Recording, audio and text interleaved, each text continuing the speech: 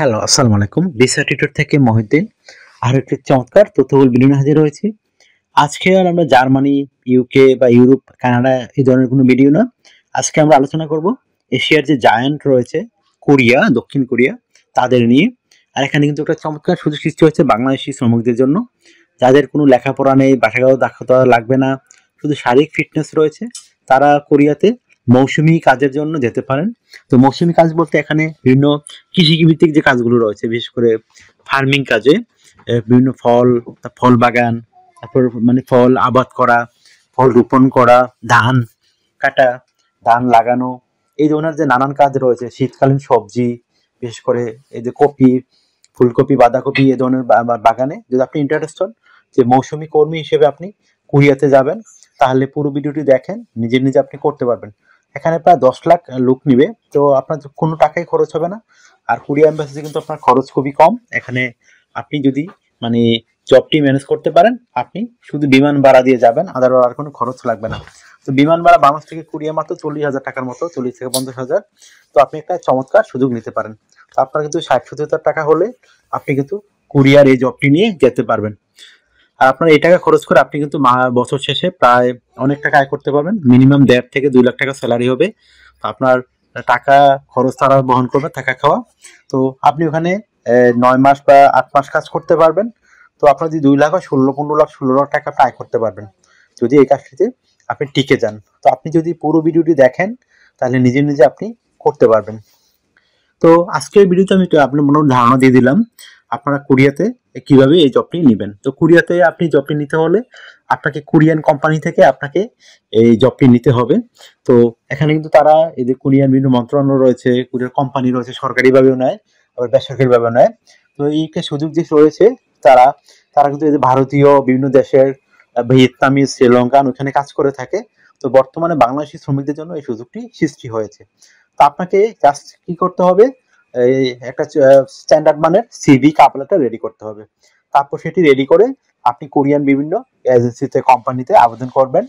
তো তখন তারা আপনাকে সিলেকশন করলে আপনাকে সরাসরি নিয়োগ দিয়ে দেবে, ওয়ার্ক পয়েন্ট দিয়ে দেবে। আপনি শুধু এম্বাসি জমা দিয়ে কোরিয়া চলে যেতে পারবেন। তো আপনাকে মেন কাজটি হলো, আপনাকে যে শারীরিক ফিটনেস রয়েছে, আর আপনার বাসা, কোরিয়া গেলে কিন্তু কোরিয়ার বাসা লাগে, কিন্তু এই কাজটিতে কোনো বাসা লাগে না, কারণ যেহেতু এটা ফার্ম ওয়ার্কারের কাজ, এখানে ভাষাগত দক্ষতা একটা ইম্পর্টেন্ট নয়। আশা করি বুঝতে পারছেন বিষয়টি। তো আপনি এই ডকুমেন্টগুলো কিভাবে রেডি করবেন? তো আপনাকে রেডি করতে হবে প্রথমে স্ট্যান্ডার্ড মানের কাভার লেটার। তো সেটি আপনি কিভাবে করবেন? তো এখানে আপনি লিখতে পারেন আপনি কোরিয়াতে কেন যেতে চান, এবং কোরিয়াতে এই যে মৌসুমিক শ্রমিকের যে কাজগুলো রয়েছে, আপনি মানে কতটুকু ভালোভাবে করতে পারবেন, কেন তারা আপনাকে নিয়োগ দেবে, সেই বিষয়টি সুন্দর করে সাজিয়ে গুছিয়ে লিখে এক পেজের মধ্যে শেষ করে দিবেন। আর আপনি মানে কোরিয়া থেকে যে ফেরত আসবেন, এই ধরনের একটা নিশ্চয়তা থাকতে হবে, তাহলে কিন্তু আপনি সহজে জবটি পেতে পারবেন। তারপর রেডি করতে হবে আপনার একটা স্ট্যান্ডার্ড মানের সিভি। তো সিভি রেডি করতে কিন্তু বিভিন্ন ডকুমেন্ট লাগে, বিশেষ করে আপনার এনআইডি কার্ড, পাসপোর্ট মিল থাকতে হবে। তারপর আপনার এডুকেশন সার্টিফিকেট থাকে ভালো, না থাকলেও কোনো সমস্যা নাই। তারপর যদি আপনার ভাষাগত দক্ষতা থাকে, সার্টিফিকেট থাকে, তাও ভালো, না থাকলেও কোনো সমস্যা নেই। বেসিক ইংরেজি অবশ্যই জানতে হবে। আর শারীরিক ফিটনেস থাকতে হবে আপনার। তো আপনি 18 থেকে যদি আপনার 7 বছর হয়, আপনি শারীরিক ফিটনেস রয়েছে, তো আপনি এই মৌসুমী কাজের জন্য আবেদন করতে পারবেন। তো এই তথ্যগুলো আপনি সাজাবেন কিভাবে, এটা কিন্তু মোস্ট ইম্পর্টেন্ট। তো আপনাকে এনআইডি কার্ড, পাসপোর্ট অনুযায়ী আপনার name, personal details, contact details add করে নেবেন। আর যদি আপনার কোনো ইন্টারন্যাশনাল প্রোফাইল থাকে, লিঙ্কডইন, সেটি আপনি অ্যাড করতে পারেন। তারপর ওটা আপনার পাসপোর্টের ছবিটি দিয়ে দিবেন।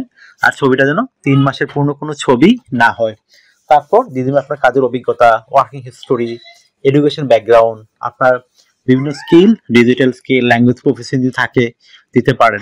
আর যদি আপনার সিভিতে আর পর্যাপ্ত জায়গা থাকে, তখন আপনি হবি এবং ভলান্টিয়ারের অভিজ্ঞতা তুলে ধরতে পারেন। তো হয় এগুলো একটা স্ট্যান্ডার্ড মানে সিভি।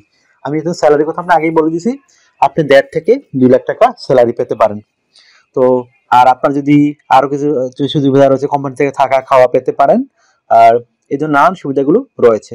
তো আপনি কোরিয়াতে এই কাজটি করতে পারলে আপনি কিন্তু ইউরোপে সহজেই মুভ করতে পারবেন।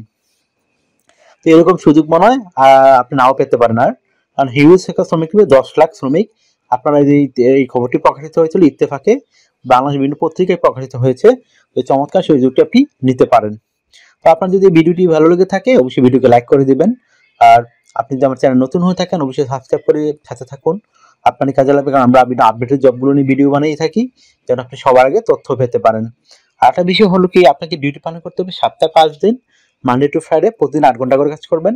আপনি ওভারটাইম করলে ভালো আরো একটা আয় করতে পারবেন। ওভারটাইম প্রতিদিন 2 ঘন্টা থাকতে পারে। তো এই একটা চমৎকার সুযোগ রয়েছে আপনার জন্য।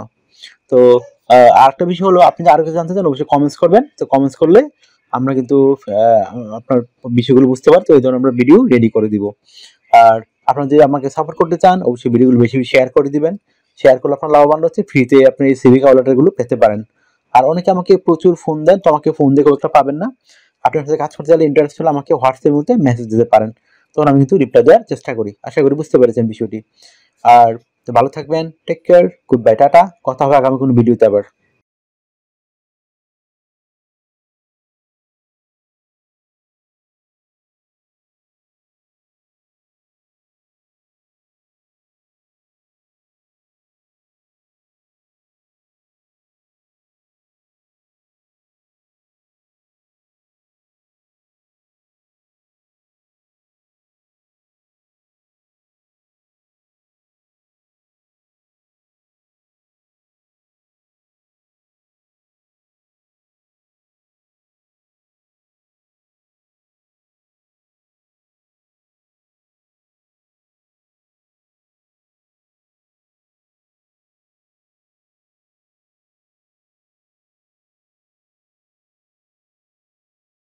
আগামী ভিডিওতে।